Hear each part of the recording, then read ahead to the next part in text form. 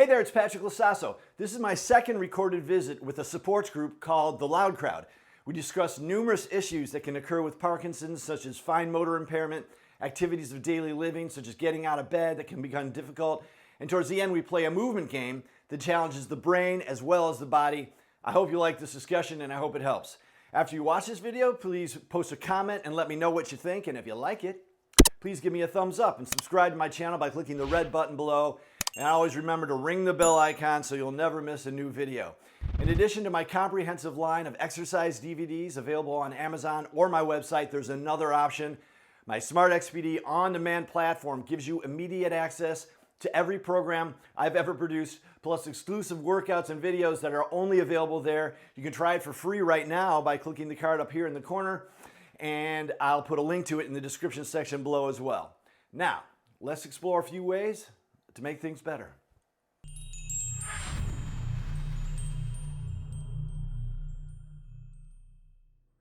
Hi, Patrick. Hello, Sabina. How are you? Good, good. Patrick, can I ask a question that Mr. Warren had, and that was regarding, I think he struggles with getting out of bed. His caregiver's getting him, Mr. Haramoto, jump in. I think from what I understood in your email was getting you to one, roll on your side and then sitting you up. Is that correct? Yeah. I went back home. God, I have no strength. He has no strength and it feels like, do you fall backwards? Is that what you said? Yes. He tends to fall backwards. Yeah. So that's retrograde. That's common in Parkinson's. Falling backwards. They will kind of test you. You've probably gone to your neurologist where they tug you and see if you can recover. As a way of assessing your balance. So what is the question in particular? How to get out of the bed? Yes. Yeah. By yourself or no, with help? Help. Well, it sounds like you're doing it relatively well. You'll want to get to the edge of the bed, and then you'll want to get your legs off first. So the weight of your legs kind of brings you around, and then you want to get up to a seated position, right? Yes. So, tucking your knees.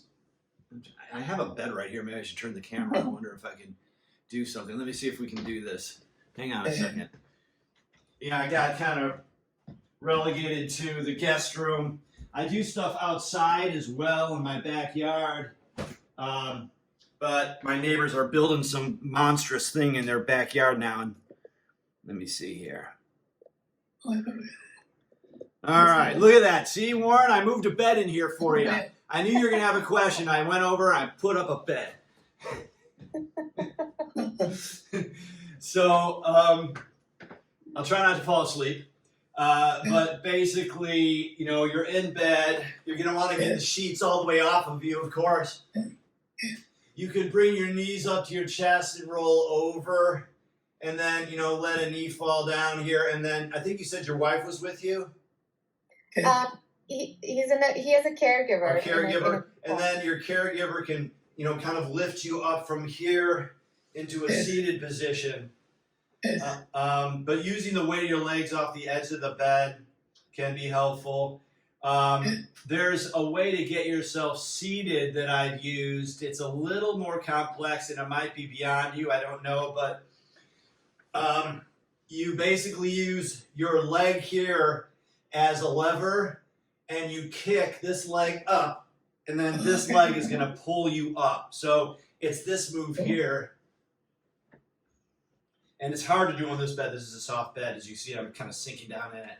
But that's another way of getting yourself around. But that might be more tricky for you to pull off. So, getting yourself to the edge of the bed, you probably get on your side, legs fall down. That's going to give your caregiver some assistance there and make it a little less of a struggle for you to kind of move yourself up. And then if you're weak, Warren, even a great exercise for the strength in your bed is just, and you can have your caregiver there, make sure you don't fall, but just pushing down into the bed, using your arms and a little bit of legs to move yourself off across from one side and then back across to the other. Can be a way of kind of summoning, getting some circulation going, and using your arms and your legs. Straight leg raises you can do from the, do sets of 6 maybe on each side. Get yourself moving. Onto the side, onto the side. The other thing, I actually have a DVD program called Rise and Shine, which has got 10 exercises you do in your bed before you get out of bed. And it comes with a wiffle ball. So, I love wiffle balls because they're good for hand-eye coordination, and they're hard and they're plastic, so you can use them for massage. And if you don't catch them just right, they're light and they'll bounce off your fingers, so it requires you to be pretty accurate. But you could, as you're waking yourself up in the morning, you can press your ball into your chest. You can do different things. But yeah, let me turn this back. I hope that helps a little bit. Yeah. I just love questions because it makes me have to kind of think, and it gives me something to think about. And now, you had said someone did want some dexterity stuff. Mm-hmm. So yeah, he's not here. Unfortunately, he's hiking up in the mountains right now. But he left the question.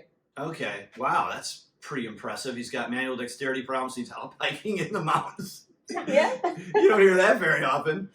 Yeah. He's hiking, not biking. Hiking. No, I know, but even that, okay.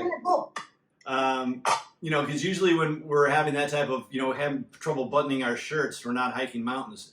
But yeah, so the exercise I just printed off. It's pretty self-explanatory. It's actually a drill from. You want me to pull it up? Is there an interest in doing some hand stuff?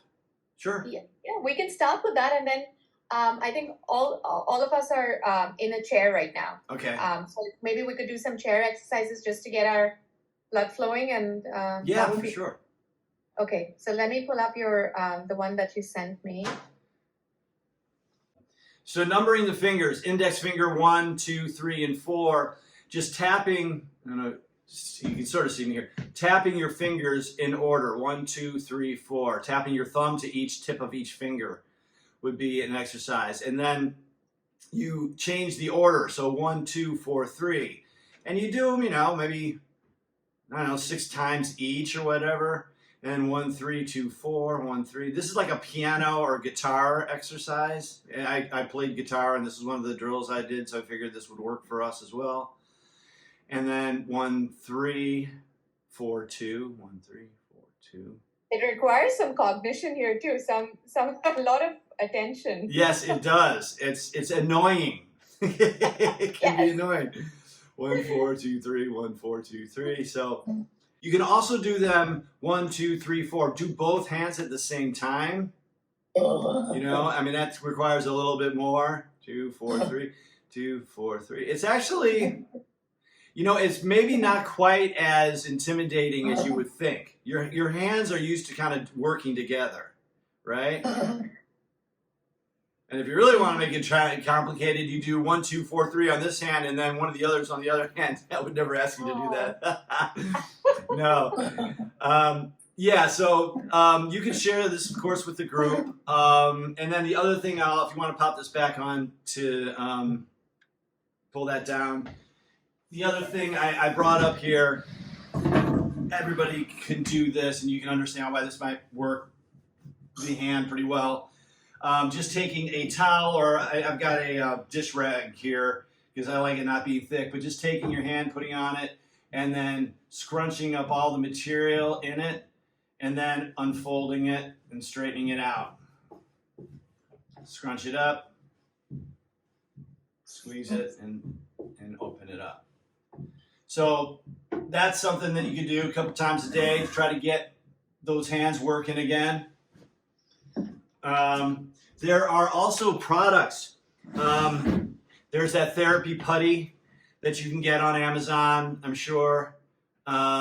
and they come, I'm sure they'll come with like instructions on different exercises that you can do.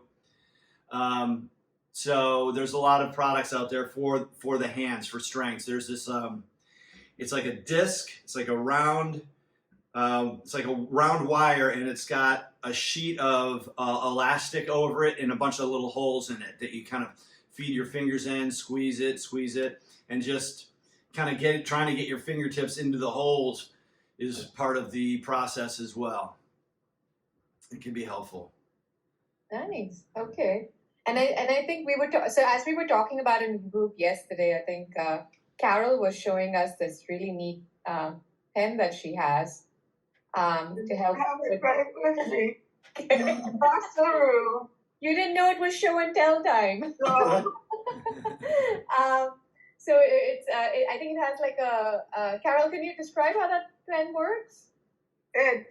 it has, you put your index finger in the thing, and it comes on both sides and gives you support. Right. Oh, okay. Yeah. I had never seen that before. I'd seen the weighted pens that were big and bulky that you can write with, but this one had a nice grip that you flip your finger into, and then it kind of locks over here. Oh. So it adds a little more stability, which was pretty cool, I thought. Yeah. Yeah, you know, that kind of speaks to the fact that they have they know so much more about Parkinson's than they did just 5 years ago. They have so many more strategies and, you know, tools in the toolbox now. I mean, when I just started this, people were saying exercise didn't help. I mean, it was just like ridiculous. But they have, you know, they know so much more about the disease. So God bless you. Thank you. That, I guess, you know, you look for the encouraging things, right? So that is something to take heart in. So. All right. So let me think. Would you want me to run us through some chair stuff? Yes. Okay. Please. All right. So here's the deal. I just came across multimodal therapy. I hadn't seen the concept, but it's for exercise and brain health. They're multimodal, and what they're doing is they're combining layering different tasks. So we're going to do a little bit of that, I thought, today as well. I've been doing it for years. Didn't know they had a name for it. But we're going to, now don't get intimidated. We're going to do a little memory game as well, okay? Is that okay with you? Now let me tell you, half the people I do this for hate it. So just, I won't do it forever, but it's going to be kind of fun.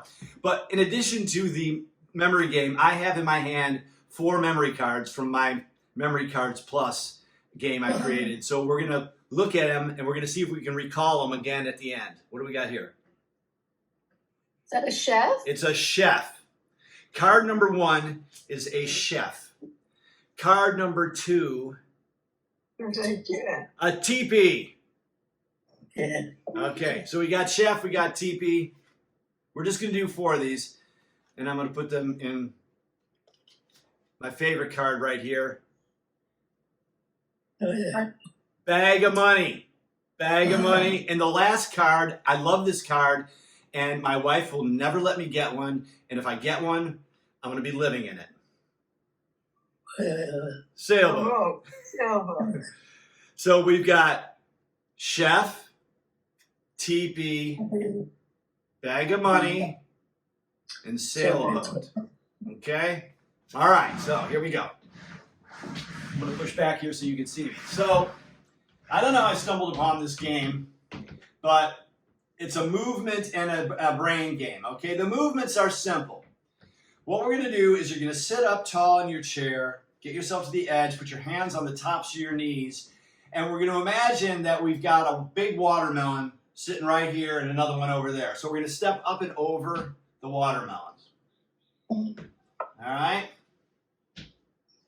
So this movement here is going to be 1 over the watermelon, and this will be 2. 1, 2. Here we go. 1, and now we're moving, and we're using our voice. Maybe if you're counting with me. 1, right, to the side. 2, to the side. Now we're going to imagine that watermelon has moved into the front of the foot. You're going to step over the foot, and you're going to, over the watermelon, and you're going to flex your ankle and tap your edge of your toe, edge of your heel on the floor. Up over the watermelon, tap, and then up over the watermelon on this side, tap. So this is going to be 3, and this is going to be 4. All right? 3 and 4. So if we did 1, 2, 3, 4, it would look like this. 1, 2, and we're moving. 3, we're thinking. What comes next? 4.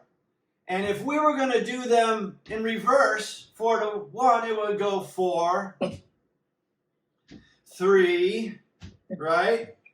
2, and 1.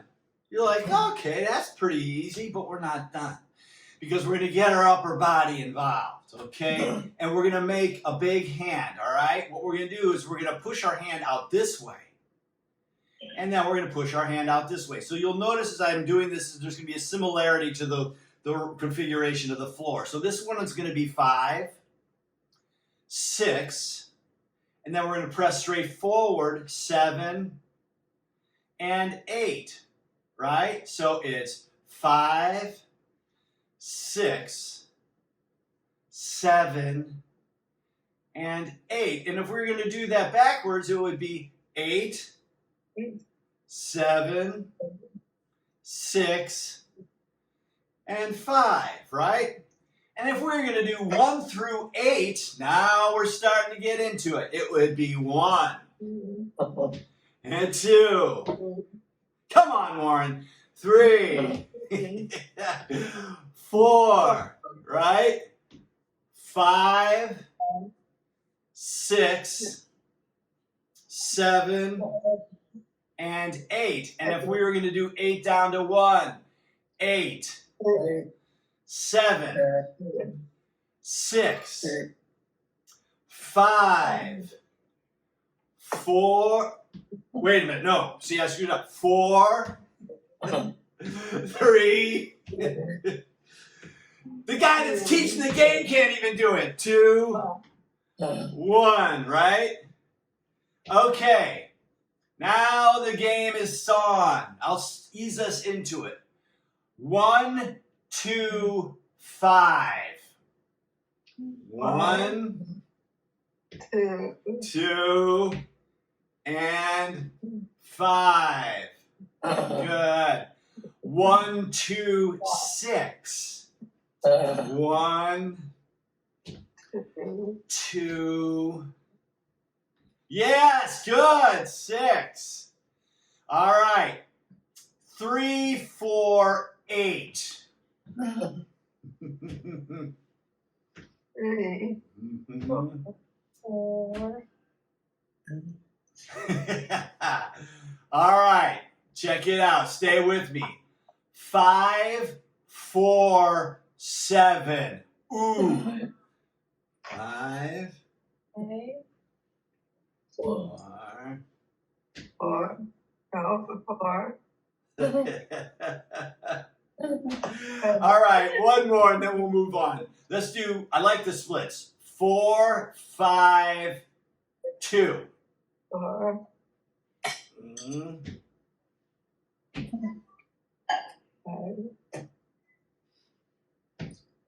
2. So you can see why people hate this game. But anyway, it's I find it it's challenging to even come up with the numbers for me to like figure out what I want to call. It's surprisingly difficult, but it gets you moving. It gets you kind of trying to think ahead, and it takes your brain to a different space, right? It's like if we were to, let me think, how can I do this? I need a 6 movement pattern. Okay. We're going to pretend we have a ball in our hand, so we're going to throw a ball forward. And we're going to throw a ball forward on the other side, lifting the opposite leg. Good. 1, 2.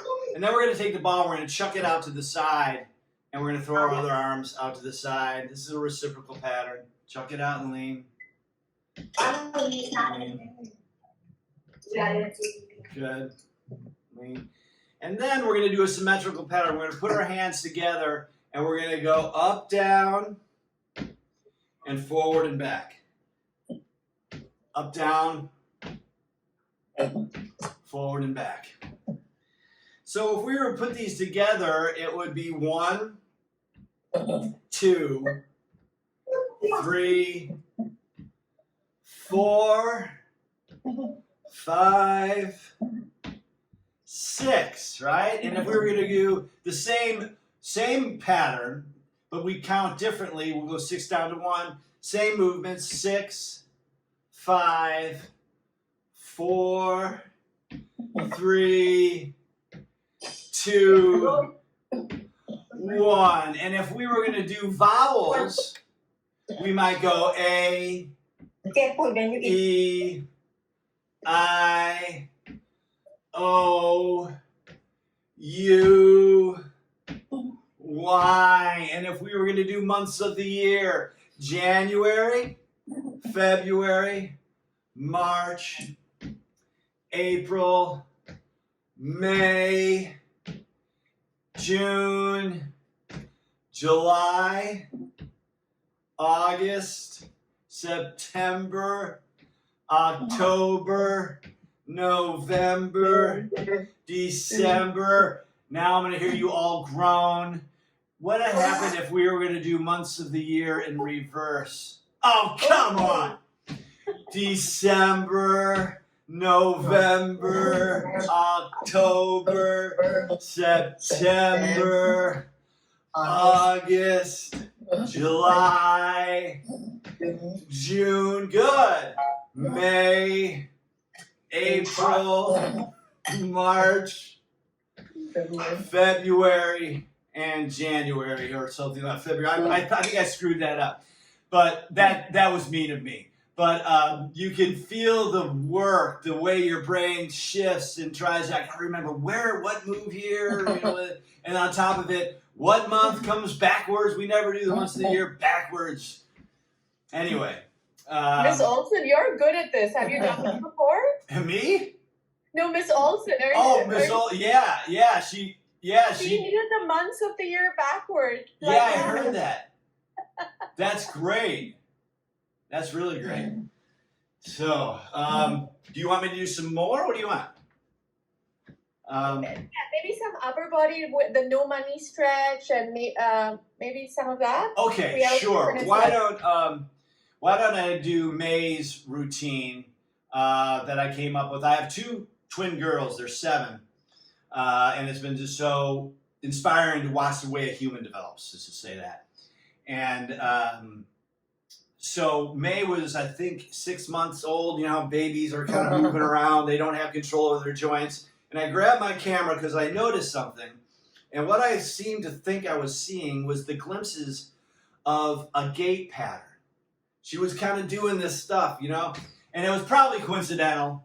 But this little routine here is inspired by those movements. That's Patrick, okay. Hello. Hi, Paul. Hi, Mr. Twin. We're my caregiver. His name is Jimmy. Hey, Jimmy. Hey, how are you guys? Good. Welcome.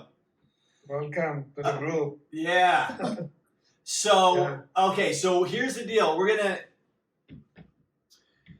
gonna just sit here for a moment, and I want you to shrug your shoulders, and I want you to feel the fabric of your shirt crossing your skin front and back. One of my things is I want us to be on a continuing journey in our perception and understanding and kinesthetic awareness of our full scope, our full self. Parkinson's can affect areas or locations of our body that are hard for us as humans to access, to gain control of, right? Our internal structures, our spine, our posterior structures, the shoulders behind there, all can be affected, and we need to be able to access them. So this little drill here will help us access or activate anyway our full core if you commit to the instruction. Okay, so here we go. Get yourself to the front of the chair, and you're going to raise your right hand up with your palm facing forward, and you're going to lower your left hand down, okay? Now, here's the part that I need you to commit to. I need you to pull your arms behind you. Pull them, torque them way back there. Feel a great deal of contraction in the upper back. You're going to now lift that left leg, and you're going to press your right foot into the floor, and you're going to hold this. Oh, if you're doing it right, you're like, how much longer, Patrick? Release and relax. Bring your hands together in front of your chest and tap your fingertips twice. And then reverse that. Left hand comes up, right hand comes down. Torque those arms behind you. Lift that right leg up and press the left foot into the floor. Oh, and release. Tap your fingertips twice. Lower the hands down to your sides. And bring the arms up and out overhead, and the legs come out. Backs of your hands touch each other. Look at me. I see a little of this. Get those hands up high. Good, Carol. And now bring your feet back together. Fold your arms across your body, and then open up into the no money stretch. I have not found a stretch better named. Okay, we're going to go around again. Right hand up, left hand down. Pull those arms behind you. Lift that left leg. Press the right foot into the floor. Breathe. Release. Tap your fingertips twice and switch. Lift the right leg. Press the other foot into the floor. Tap them twice. Lower them down and out. Backs of the hands. And lower them, fold forward, and open up into the no money. We're going to go through this again. Right hand up, torque them, breathe. Tap, torque them, press, lift. Down and up. And fold forward and open up into that no money. Last time, I promise. Right hand up, left hand down. Pull them, Patrick, lift. can we go a little bit slower? Just a little bit slower. Yeah, okay, sure. Pull, release, bring them together, tap the fingertips twice.